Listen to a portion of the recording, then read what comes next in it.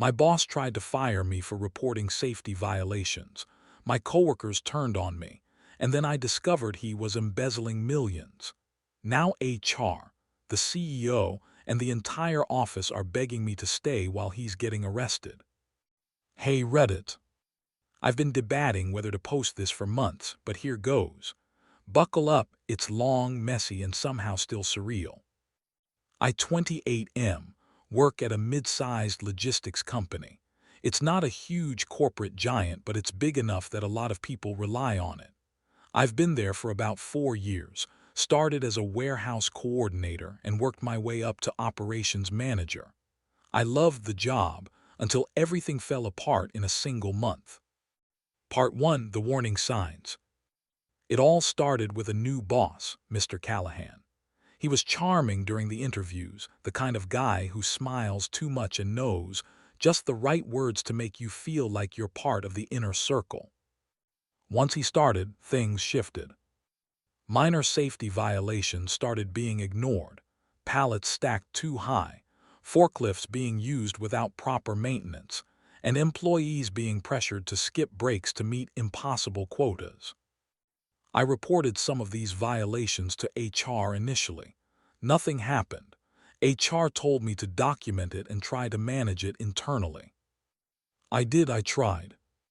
Then I noticed other odd things. Employees disappearing from the schedule, but still showing up in payroll records. Overpayments for shipping contracts that never existed. Some invoices had duplicate amounts and were being approved by Callahan. I didn't know what to think, but I made a mental note: something is off and I need evidence. Part 2, The First Confrontation. One afternoon, a forklift tipped over in the warehouse. Luckily, no one was seriously hurt, but it was a disaster waiting to happen. I immediately wrote an internal incident report.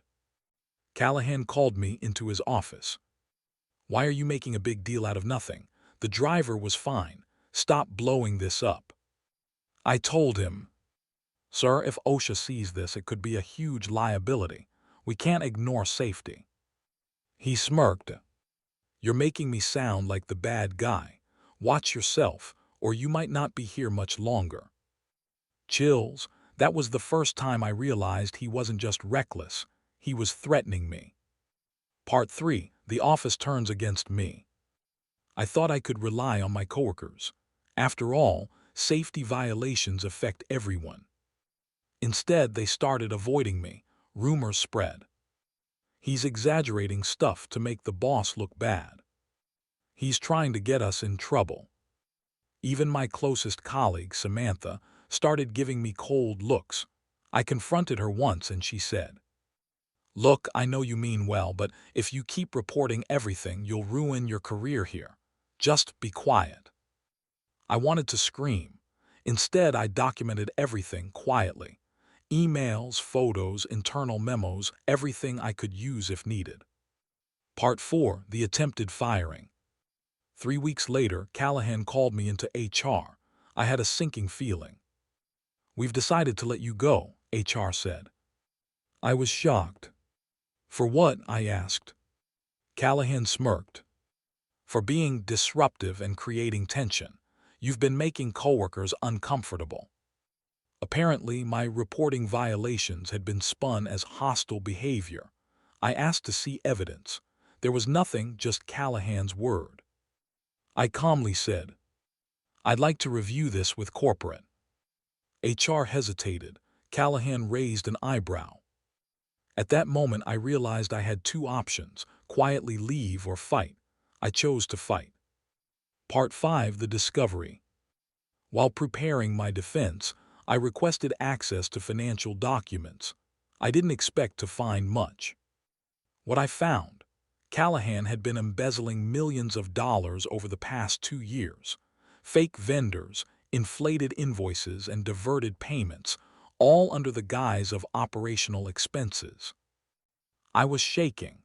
This explained everything: the pressure to ignore safety, the disappearing employees from schedules, ghost employees to funnel money, and his obsession with control. I took screenshots, downloaded every document, and made multiple backups. Part 6. The confrontation that backfired. I decided to confront Callahan directly, not aggressively, just to gauge his reaction. "I know what you've been doing," I said in his office. His face paled, then he laughed. "And what are you going to do? You think HR will believe you over me?" I smiled. "I have proof, and I've already contacted the CEO and legal counsel." He turned red. I could feel the tension. That's when he tried to play his final card, intimidation. "If you go to them, your career will be over. No one will hire you in logistics again." I calmly left the office. I didn't even reply. Part 7. Corporate intervention. The next day, I sent a full report with evidence to the CEO and legal department. I also requested anonymity until the investigation started, fearing retaliation. Within 48 hours, Callahan was suspended. HR was placed under review for ignoring previous reports. I received calls from the CEO personally, thanking me and asking me to continue working while the investigation proceeded. My coworkers. Suddenly, everyone who had avoided me was acting like I was some sort of hero. Samantha even tried to apologize. Part 8. The arrest. 2 weeks later, federal investigators arrived. Callahan was escorted out in handcuffs. The news spread like wildfire. The office atmosphere shifted completely. People who had turned on me before now asked how I uncovered everything. I stayed humble, but it felt satisfying. HR called me in this time to apologize and offer me a promotion. The CEO personally offered me a bonus for diligence.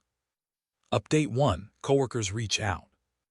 A month after the arrest, many of my coworkers reached out privately. Some admitted they had been too afraid to speak up. Some said they regretted believing Callahan's lies. A few even asked for guidance on documenting workplace issues safely.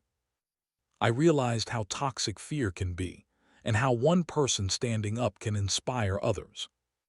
Update 2. Callahan's trial. 6 months later, Callahan's trial began. All the embezzlement evidence was airtight. Former employees testified against him. He tried to smear me publicly, claiming I had fabricated evidence. It didn't work. The jury didn't buy it. Callahan was sentenced to 10 years in federal prison and ordered to pay millions in restitution. Update 3. My career aftermath.